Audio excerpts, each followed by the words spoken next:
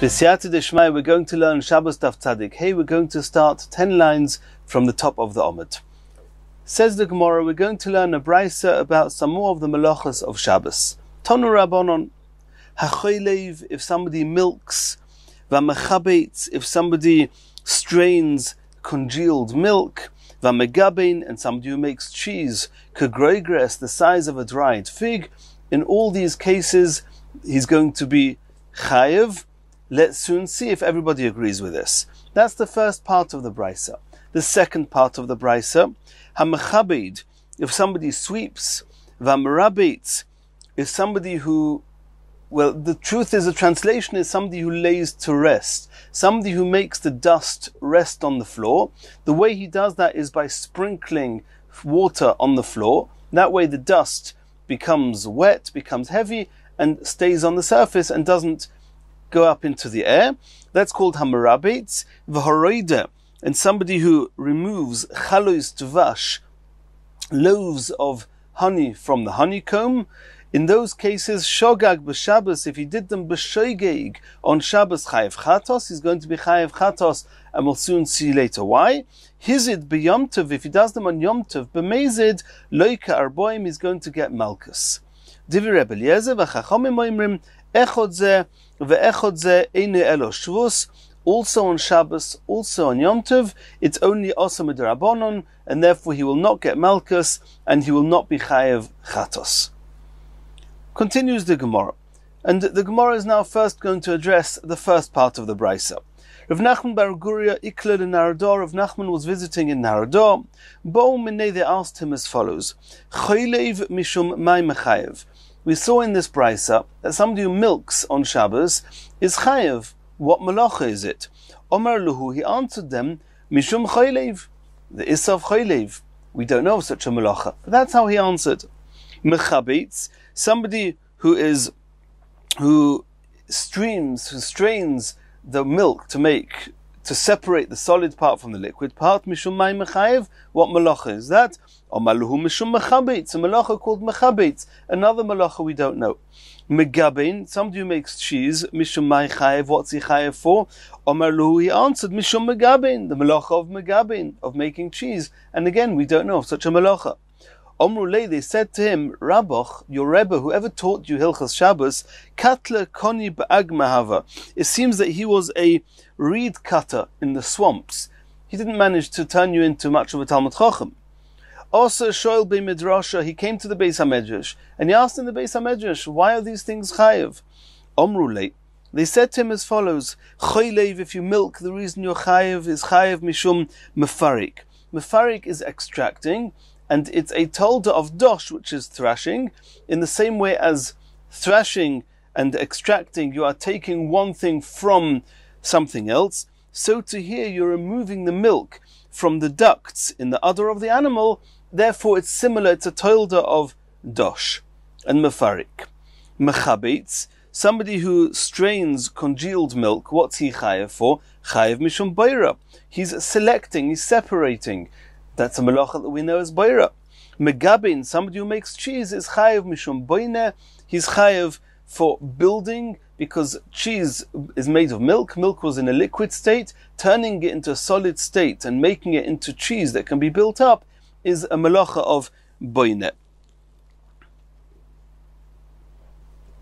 And according to Rashi in Psochim Daf Samach Hey, there's no machloikus in this first part of the brisa. Everybody agrees. The machloikus we saw between Rebbe Eliezer and the Chachomim, according to Rashi, not everyone agrees with him, but according to Rashi, is only on the Sefer, and now we're going to learn about the Sefer, the melachos mentioned there. What does it say in the Sefer of that brisa? Hamechabed, somebody who sweeps, v'hamerabet, somebody who waters the dust, v'horoide, chalois tvash, and somebody who removes the loaves of honey from the honeycomb. Shogag b'Shabbos chayev chatos, hizid b'Yom Tov loika arboim, divi Rebbe Eliezer, as we saw in the brisa. Omer Rebbe Eliezer, my tama de Rebbe Eliezer, and here we're talking specifically about the case of roide chalois tvash, somebody who removes the loaves of honey from the honeycombs. Rebbe Eliezer wants to know, why should Rebbe Eliezer say that he's loika arboim? or if on Yom Tov, and if he does it on Shabbos, b'shoigig is chayev chatos. Says the Gemara, it says in the pasuk, vayitboil oisa beyaros tvash, he dipped it into forests of honey. Asks the Gemara, v'chima inyan yar eitzel tvash, what's this comparison between a forest and honey? Elolei melecha, the pasuk is coming to teach you, ma yar, in the same way as a forest. Hatoilish mimenu, somebody who removes something that's growing there. B'Shabbos, on Shabbos, chayev chatos is chayev for the malach of koitzer, of reaping. Af chalis tvash, so too, the loaves of honey, haroidem mimenu b'Shabbos, if somebody removes them from the honeycombs on Shabbos, chayev chatos is going to be chayev a chatos. Continues the Gemara, and now we're moving on to merabit, onto this watering the dust, making the dust settle and remain on the ground. Ameimer shora zilcha b'mechuzah. Ameimer allowed, in the place of mechuzah, he allowed them zilcha, he allowed them to sprinkle water onto the dust, and that's what we mentioned is called merabitz. Omar, and he said, why did the Chachomim say it was osa in our Mishnah, in our Brisa, Dilma osi la'ashvuye gumois, it's a gezerah. There's nothing wrong with sprinkling the dust in order the dust should settle. But when you're busy wetting the dust, you may come la'ashve gumois, to level out the holes in the floor. And we know that la'ashve gumois is a melacha on Shabbos. It's to do with chayresh, and we've already seen that. Either chayresh or boina, depending if it's inside or outside. It's a sugya previously. But in order that you shouldn't chas v'shalom come to be mashve gumois, to level out the holes, therefore we said you should not sprinkle water on the dust, on the earth, on the floor. Hacha leke gumois. So Ameima said, in this place, in mechuzah, there are no gumois, there are no holes in the floor, and therefore there's no reason to say that you're not allowed to sprinkle water onto the dust. Rava Toisfar Ashkechele Ravina. Rava Toisfar found Ravina. The Komitztayer, he was very distressed, mehavla, from the air. The air was very dusty. Va'omrilo Markashisha Bereda Rava Ashkechele Rav Ashi. Some say it was Markashisha that found Rav Ashi in distress. The Komitztayer mehavla, who was distressed from the dust in the air. Omarle, he said to him, either Rava Toisfar said to Ravina, or Markashisha said to Rav Ashi, Lo savar lo mar lo Tanya.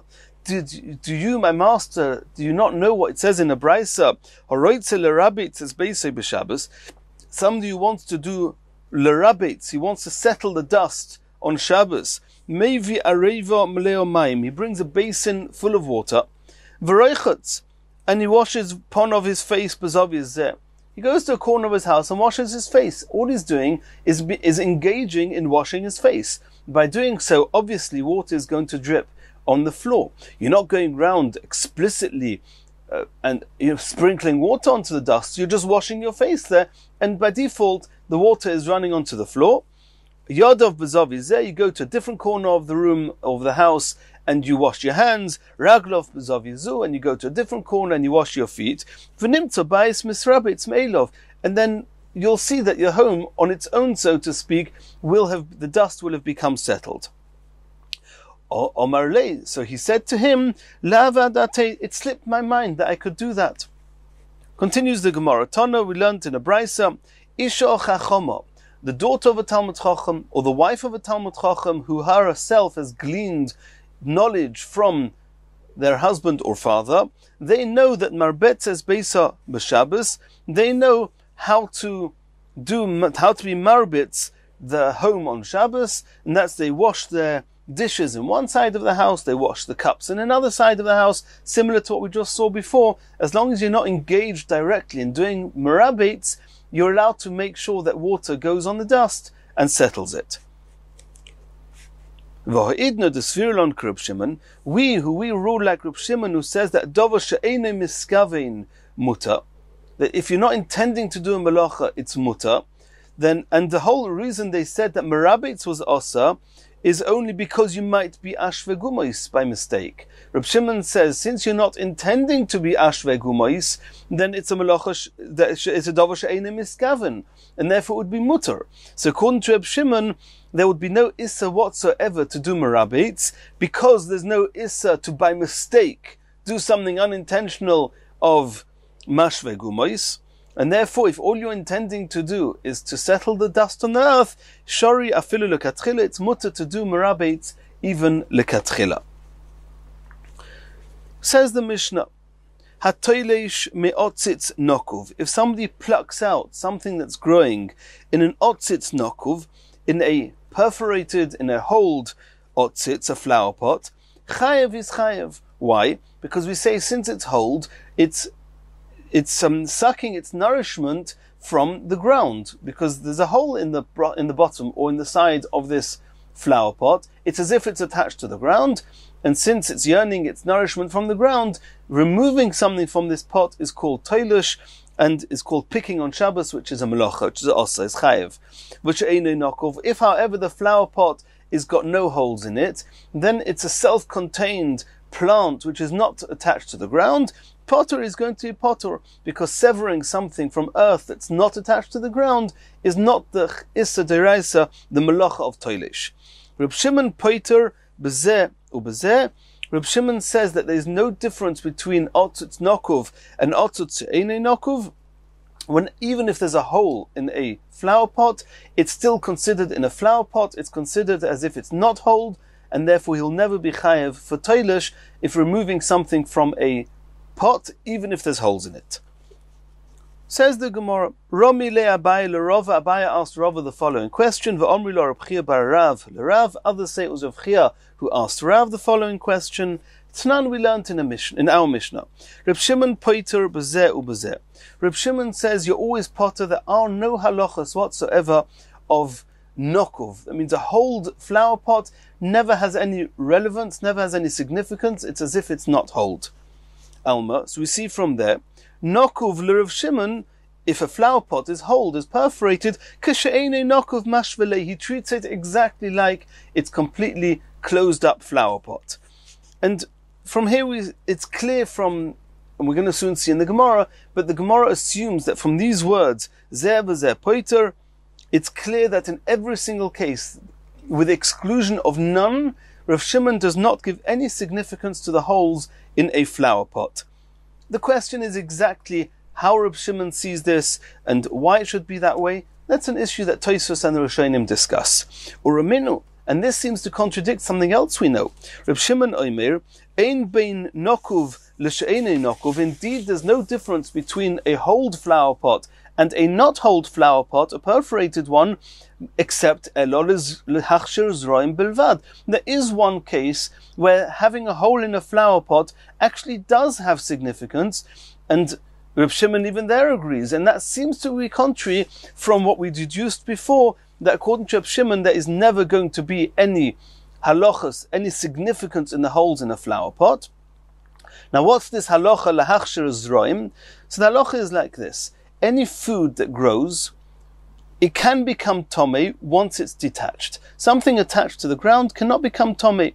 Even after a food item is detached from the ground, it can only become tomei if one of the 7 types of liquids touch it before, and it has to be that those liquids intentionally and wantingly touch those food items. The question is, what's called detached? If water or other liquids touched these food items whilst they were still attached to the ground, then it's not muchshir lekabel tumah. It's not become able and fit to be able to become tomei. These liquids don't make the food items tomei. It makes them muchshir, makes them able to become tomei. And we have one condition: if it's attached to the ground when it becomes a liquid, then it's not called muchshir lekabel tumah. Here Reb Shimon agrees that if it's in a closed, unholed flower pot, it's not called attached to the ground, and therefore, if liquids would touch it, it would be called muchshir lekabel tumah. If there's are holes in it, we would have thought, especially according to Reb Shimon, is always machmir to disregard the holes. In this case, it would be a chumrah, or it would actually be a kula, and that's the question here, according to Tosfos. But it would seem that if there are holes here, then it's attached to the ground. And if it's attached to the ground, then it cannot become mukhshar in that state. And the question here, according to Reb Shimon, is he going to stay consistent with his rule that we disregard the holes, and even when there's holes, it's called disconnected and it can be mukhshar l'kabel tumah? Or are we going to say no? Over here, if there's holes in it, we're going to be makel and consider it that it is attached to the ground, and it cannot be mukhshar l'kabel tumah in that state. And logic would dictate that if Reb Shimon is always machmir to disregard the holes, it wouldn't make sense that exactly in the case where it would be a kula, he is going to give significance to those holes. Nonetheless, we see here that when it comes to the hechsher zroim, he is giving significance to these holes, and he is being makel to say that the food growing in these pots with the holes in are considered attached to the ground, and they cannot become mukhshar l'kabel tumah. And that's the question of the Gemara. It doesn't make sense. Omar Lei answered him, L'chol mili Reb Shimon ketolu shmashvale. You're right. In every other case, in all the other halachas that Rashi mentions, where there's significance between something being attached to the ground and not being attached to the ground, the holes have no relevance, and it's as if it's detached from the ground. Besides, for this one case, even though it's a kula, which is hechsher zroim, v'shani le'inyan tumah, this case of hechsher l'kabel tumah is different. Da teira ribsa teira eitzel zroim, in the parasha that speaks about what can become mukhshar l'kabel tumah, it says a number of times the word seeds, the word sowing. Shenemar, as it says in the pasuk, al kol zera zarua, on all sown seeds, asher yizorea, which are sown, and the Gemara in Chulin Daf Kuf Yud Zayin and Rashi there explain that what the pasuk means is that in order for seeds to be mukhshar l'kabel tumah, it's not good enough that it's in a flower pot that you normally consider as being detached. It's got to be so detached that it's in a state that from here you can now go and plant it. And when you're planting seeds, they are generally not connected to the earth in any way, even not in a flower pot. Not in a hold flower pot. If it's not a hold flower pot, then it's always called disconnected. The fact that it's in the earth doesn't make a difference. But once there's a little bit of a hole, even though Reb Shimon normally says that's not relevant, and it doesn't yearn its nourishment from the ground, and therefore it's not called toilish if you disconnect it on Shabbos, as we saw in our Mishnah. However, it's connected enough to the ground that it's not called al kol zera zerua asheri zorea, and therefore it will not become mukhshar l'kabel tumah in this state. Continues the Gemara. Boy minei hahu saba mirab Zera. This elder asked Rav Zera the following: Sheirish keneged Nekev Mali Omer Reb Shimon. It's true that we saw in the Mishnah, according to Reb Shimon, we disregard the holes at the bottom of a flower pot. It's as if it's completely sealed, it's as if it's detached from the ground, and therefore removing something from the flower pot on Shabbos will not be the melacha of toilish. So this elder asked Reb Zera, what happens if there's a root that's directly opposite the hole at the bottom of the flower pot? Do we say that it's taking its nourishment from the ground? It's not, the roots are not over the part of the flower pot that is not got the hole. It's completely directly over the part that does have a hole. Do we say there that it's yearning its nourishment, it's sucking its nourishment from the ground, and therefore doing toilish, he'll be chayiv?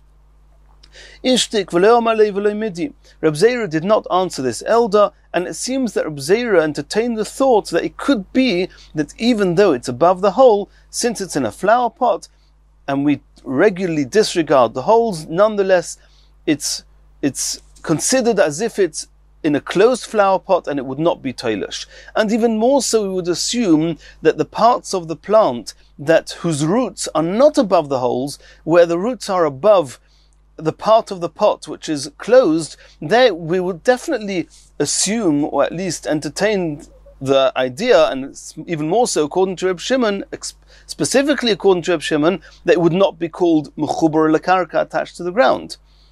So Reb Zera, he chose to remain silent. He did not want to take the chiddush of Reb Shimon of disregarding hold flower pots, the holes in the flower pot, to the nth degree. Let's see how that played itself out. Zimna Choda Ashkechei, at one point, this elder found Reb Zera the Yosef U'Ka'oma, who was sitting, and he said the following halacha. Umoida Reb Shimon agrees. Nikev bikdei taharosoi, if the holes at the bottom of the flower pot are large enough to make this vessel, this utensil, to become that it's not considered a vessel, which means the size holds the size of an olive. We're going to see more on that in the next sugya. In that case, we're going to say that Reb Shimon agrees that we do regard the holes as holes. We do assume that the plants in it are getting their nourishment from the ground, and severing from it on Shabbos will be chayev for toilish. Omalei, so this elder said to Reb Zera, I don't understand. Hashta shayrish kneged nekev boy minoch. When I asked you about a single root that's above the area that's got the hole, v'lo amrosli v'lo midi, and you didn't want to answer me because you thought, according to Reb Shimon, that might still be called that it's in a closed flower pot and not taking its nourishment from the ground. And then even more so, I assumed that you understood that the parts of the roots that are above the part in the flower pot, which is not above the hole, even more so it's not called attached to the ground. And then Nikav Bigdei Tarosi Miboya, and just because the holes are a little bit bigger, you're saying that everything growing in this flower pot, even the parts of the plant which are above the closed part of the flower pot, is also, according to Reb Shimon, is called that it's getting its nourishment from the ground. What made you jump from one extreme to the next? Omar Abaya said, V'itmar lahod Reb Zera, it must be that if you want to say something in the name of Reb Zera, that Reb Shimon agrees in some type of flower pot that it's considered attached to the ground, he said it in the following case. Reb Shimon agrees, if the hole in the flower pot, and even if it's on the side of the flower pot, is such that below the hole it cannot contain even a revius of liquid, that means this is not called a kli anymore. We totally disregard the whole flower pot. In that case, Reb Shimon will agree, even if there are no holes at the bottom of the flower pot. But if the part of the flower pot which is below the hole cannot contain a revius, in that case, Reb Shimon will agree that the whole plant is taking its nourishment from the ground, and even if it's not taking its nourishment from the ground, we disregard the flower pot completely and therefore consider it as if it's taking its nourishment from the ground, and Reb Shimon will agree that he's chayev for toilish. Continues the Gemara. Omar Rava. Some say Rabba. And before we learn this halacha of Rava, I'd like to give a short introduction, and then the next sugya will flow easily. We're going to talk here about a klei cheres, an earthenware utensil, an earthenware vessel.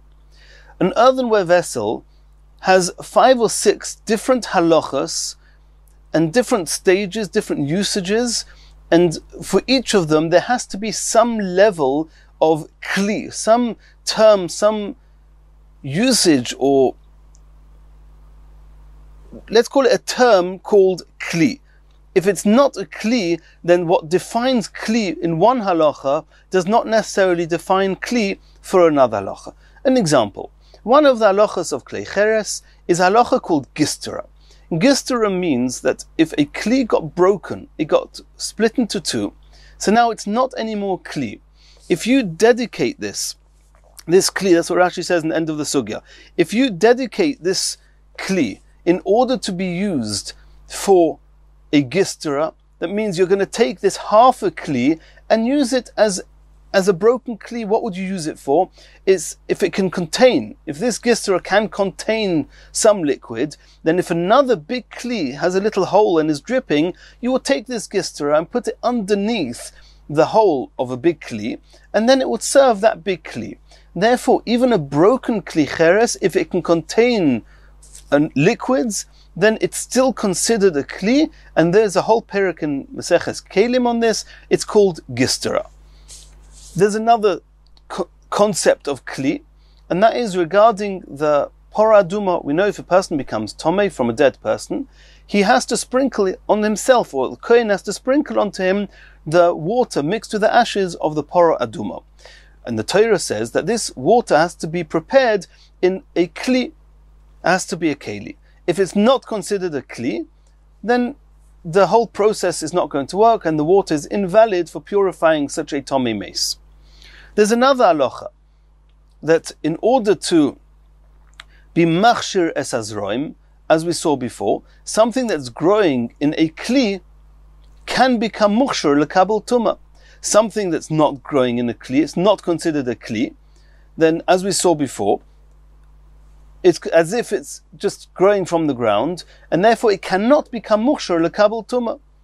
Only in a kli it can become muchshir lekabel tumah. And even the Chachomim agreed to this. There was a machlekes Rabbanon and Reb Shimon before exactly what level of kli, what type of holes you need. But according to the Chachomim, and everybody agrees that kli that does not have holes, if it's considered a kli, then what's inside it is detached from the ground, and therefore anything growing in it can be muchshir lekabel tumah. There's another halacha, and this is your typical halacha of a kli, a vessel that becomes tomei, if something else tomei touches it. Not every tumah, but those types of tumas that are able to make kelim tomei, then is this considered a regular kli? Then you've got another type of kli. You've got a type of kli where even though it cannot be used for regular solids, but you dedicated it, you set it aside to be used for much larger types of solids, and therefore, in order to lose the shem kli, you would need a much bigger hole. That's another type of tumah, of a kli. And then finally, we have the halacha of a kli that is in a oihel hameis, that's inside a tent, or where there's also a kazayas of a dead person, or a dead person inside the tent under the same covering, that the tumah can seep through any pesach, any opening into a kli. What determines that the kli is no longer called a kli? In some of the halachas regarding tumas oihel. Those are the 6 halachas you have, which all apply as well to klei cheres. Then we have another list of 6 things. There are 6 different levels of breakages, of a kli losing its ability to serve its purpose. The first 2 are to do with liquids. Like we saw before, the purpose of a gistera is to contain liquids. The purpose of the kli in which you do the waters of the Parah Adumah are a liquid. And there are 2 types of breakages that would affect the liquid. One is a very, very small hole that's small enough, kemoitzi mashke, just small enough that little drops of liquid could leak out of it.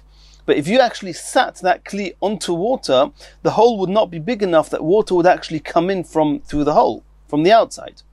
If the hole is a little bit bigger, then if you place it on top of water, water will be able to enter from the outside. That's an even larger hole. That's called kekoines mashke. The hole is big enough to allow water in. And then we have another bracket of breakages, and that's 3 different levels of breakages. One, which are all to do with vessels that are containing solids. One is that if the hole is big enough that a little root of something growing inside the vessel, the kli, can actually come out of it, which is bigger than the hole of koines mashke, but it's a relatively small hole. That's the first halacha in those pots that are dealing with solids. There's another breakage which is a bit more, and that's the size that an olive could fall out of it, and then you cannot use it for storing olives anymore. Then there's another stage, the third one of this group, which is really number 5 in our list, and that is when the hole is big enough that even a pomegranate, an average sized pomegranate, would be able to fall out of it. And then there's one last halacha, which is when we're talking about a kli that does not have a hole in it, it actually has an opening in it. That's how big this hole is. It's got a pesach in it. When the breakage is so big, which means that most of the kli has been destroyed, has been removed, has been broken, then it doesn't have a hole in the kli. Then this kli has actually got a pesach, has got an opening to it. And that has its own set of halachas.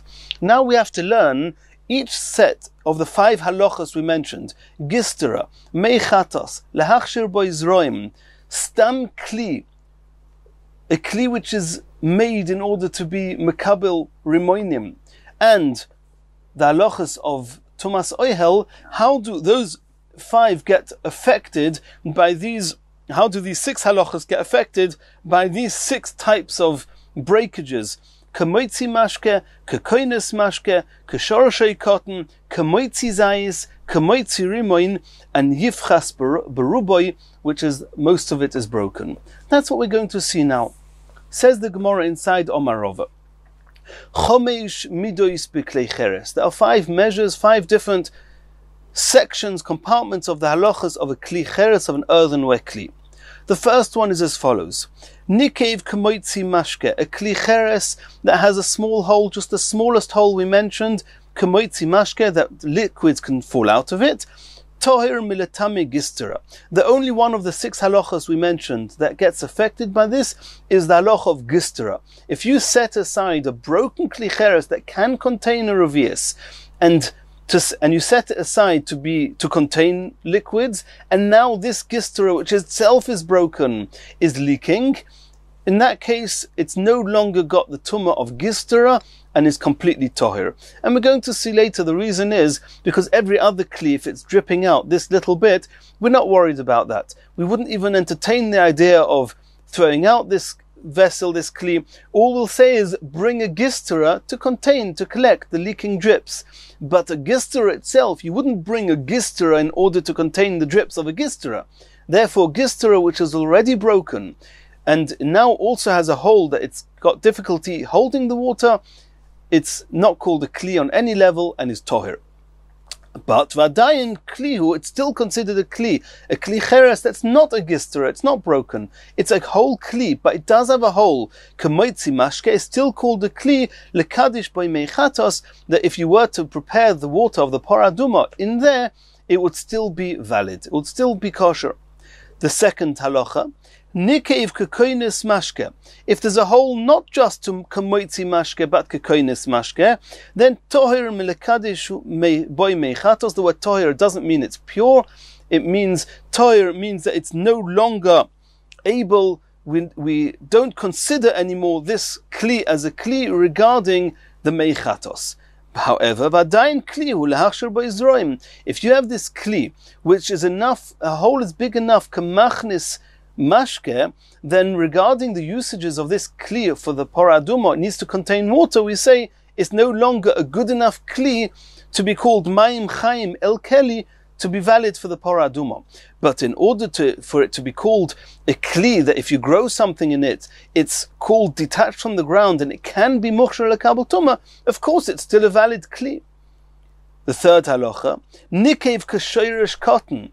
If there's a hole in it to the extent that a little root can penetrate through it, toir b'lehachshir b'izroim, and it's very appropriate. We're talking about if the contents of the kli are attached to the ground. So if a little root can penetrate through this hole, then we say that this pot is no longer detaching everything inside it from the ground, and therefore it's considered somewhat attached to the ground, and therefore it can no longer be machshir lekabel tuma. Vadayin kliu lekabel b'zeisim, but all the regular halachas of tuma, where the kli itself can become tomei, and this is your typical halacha of kli cheres, of every kli, that as long as it can contain an olive, then it's a regular kli. It's a kli that can contain average sized solids and can become tomei with all the regular halachas of tuma. Obviously, we're talking here about kli cheres, then it's the halachas that apply to kli cheres that we've discussed previously in the Masechta. The next halacha, number 4, nikev kamoitzi zeisim. If this kli now has a hole that does not allow even olives to stay in this kli, then tohir milekabel b'zeisim, then it's no longer going to mekabel tuma at all as a kli.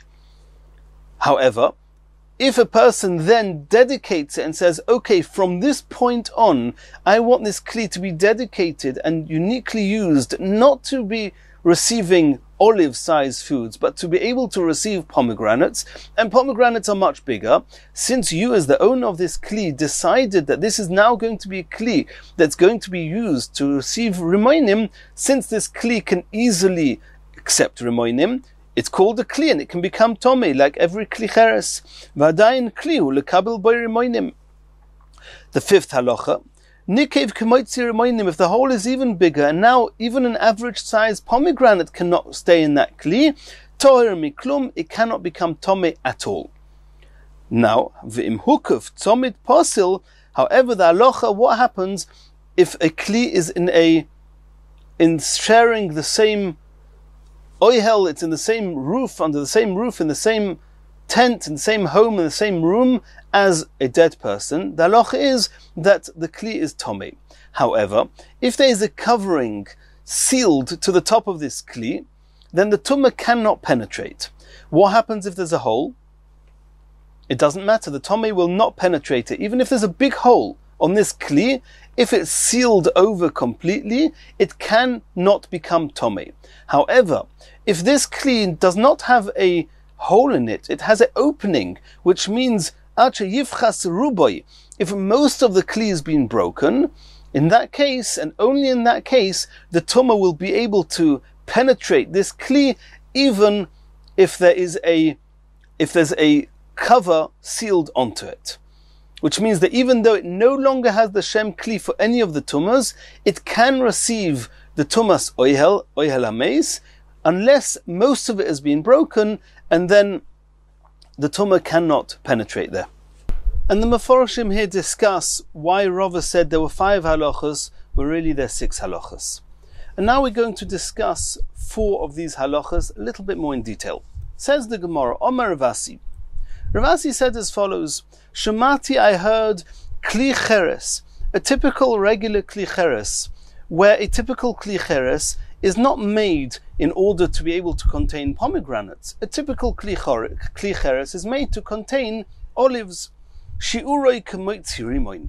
What makes it become no longer called a kli is if it's got a hole that lets even a pomegranate fall through it.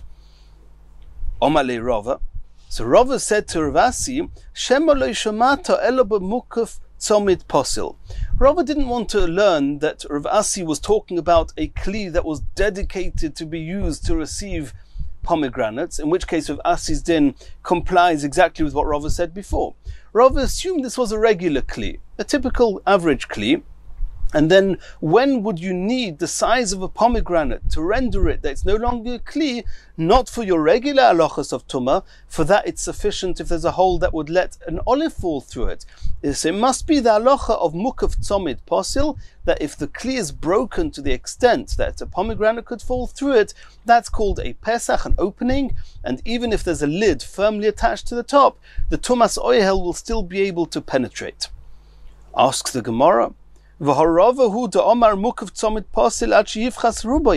could you, Rava, assume and explain Rav Asi's halacha that when do you need the hole the size of a rimoin to make this kli no longer be called a kli, regarding whether the lid fixedly attached to this kli cheres protects it and its contents from tumas oihel hameis, and you're saying that for that you need the size of a pomegranate to fall through? You, Rava, yourself said before in that 6th halacha that you need al sheyivchas ruba, you need that most of the kli has been severed in order to allow the tumas oihel hameis to penetrate.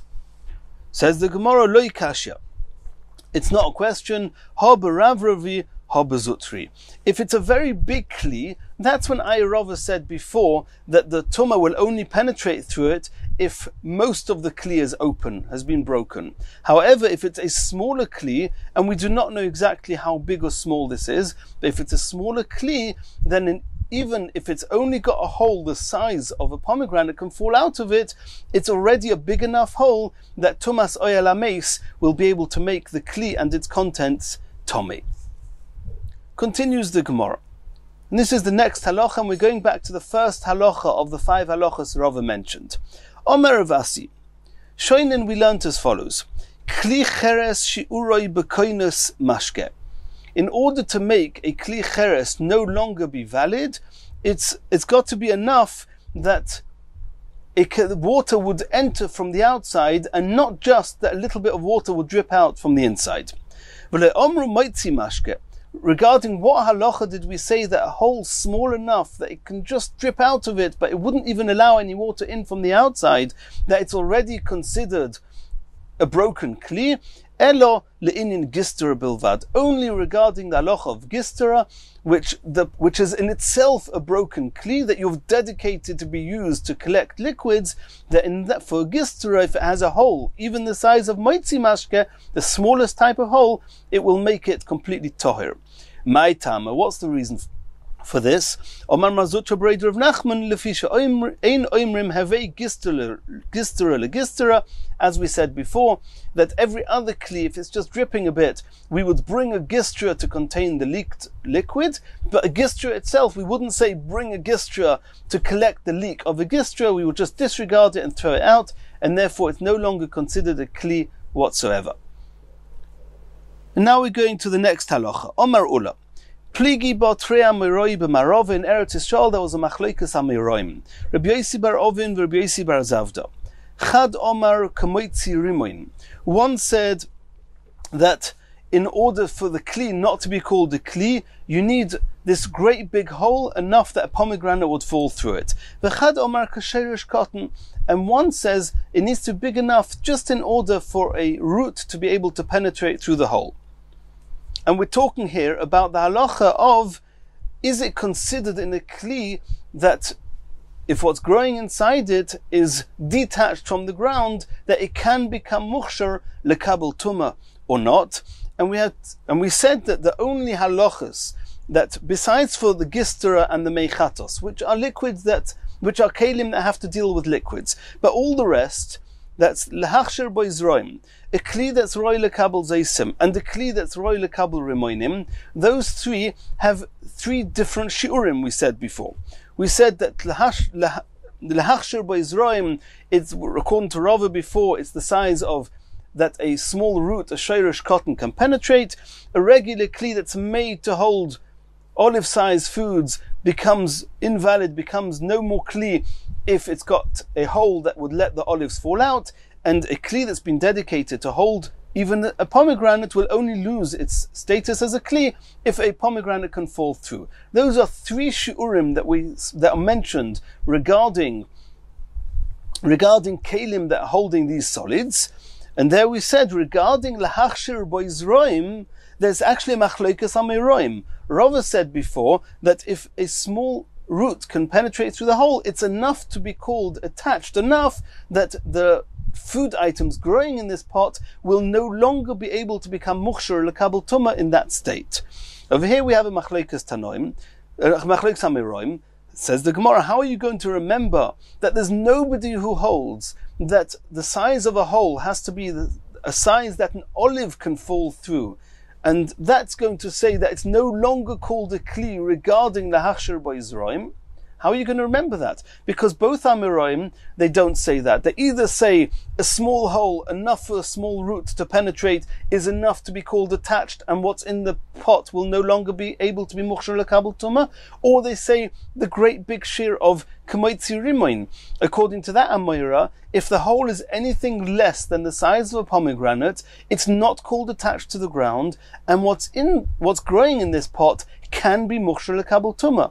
We have two extremes, either kasherish cotton or kamoitzi rimoin. But nobody says that the size to call the food items attached to the ground, that they can no longer be mukhshar lekabel tuma, is the average size called an olive. Says the Gemara of Simonach, you want to remember that?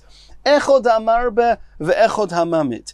This is a famous saying that it's brought down in its source, echod hamarbe ve'echod hamamit, irrespective of if you do a lot or a little, as long as as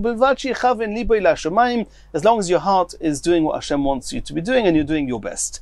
Over here we're using that term to remember echod hamarbe, echod hamamit. It's either the largest of the three sizes or the smallest of the three sizes, but nobody takes the middle road regarding this halacha of lahachshir boizroim. Continues the Gemara, and this is relating to the final halacha. Omer of Chinana bar Kahana mishmeider Beliezer, klei cheres shiuroi kamoitzi zeisim. For kli cheres to lose its status of a kli, it has to have a hole that's big enough that olives can fall out of it. Omar kashisha berei derava, mesayim bo mishmeider Beliezer. Mar Kashisha argued and said that v'hareihein keklei glolim uklei avonim uklei adomo she'ein mekablim tuma loy midivrei Torah v'loy midivrei sofrim. They hold, Mar Kashisha argues, before we said, Rava said, that even though a kli cheres, if it has the hole the size of an olive, is no longer going to receive tumah as a regular kli would, if you dedicate it to receive rimoinim, then in that case, it will become tomei because it can serve its purpose until it gets a hole that's the size that even pomegranates will not stay inside it. That's what Rava said before. However, over here, this Mar Kashisha says no. Says once it has the size of a hole the size of an olive, it's considered like klei gelolim, klei avonim, klei adoma, which are type of kelim that can never ever become tomei, not midivrei sofrim, not midrabanon, and not midivrei Torah. They hold that even if you dedicate a kli to hold rimoinim, it's not going to become tomei. Once a kli has a hole the size of an olive would fall out of it, it's no longer called a kli in all these halachas that we discussed. The only way that such a kli that has the hole the size of a pomegranate can fall out could again be called a kli to become tomei is if you dedicate it to become a gistera. Then it will have the tumas that apply to gistera. If the little part of the kli that you're trying to use can contain enough liquid. But otherwise it will not become tomei, besides and except for tumas oyel hames. There we have different rules. And le'inyan tzomit pasil, in the case of a kli that's got its cover tightly attached to it, there it will stay toher because it has a cover, even though it's got a hole, ad sheyifchas ruboy, and it will stay toher unless most of the kli gets broken. If most of the kli gets broken, then the tumah will penetrate the kli and its contents and become tomei, tumas oyel hames, even if the hole is bigger than moitzi rimoin. And this is how, according to what we learned before with Rashi in Rav Rava and Zutri. Hadron aloch hamatznia, b'siyata deshmai, we finished learning Perek hamatznia. In the next year we're going to start learning Perek hazorik.